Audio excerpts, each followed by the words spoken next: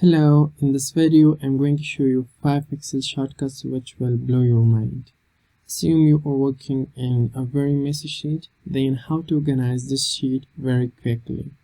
So you don't have to organize it manually, like adjusting the column weight, adjusting the row height, and these kind of things. So in this video I'm going to show you the 5 Excel shortcuts which will organize the sheet very quickly in less amount of time. So first of all, select the whole data range by pressing Ctrl A. Then press Alt HOI to adjust the width. Then press Alt HOA to adjust the row height. Then press Alt HBA to add borders to your table. At the end, press Alt HAL, align everything to the left.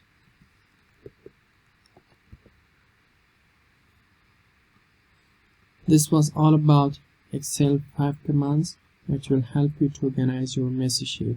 If you are new to the channel, please subscribe the channel, like the video. Thanks for watching.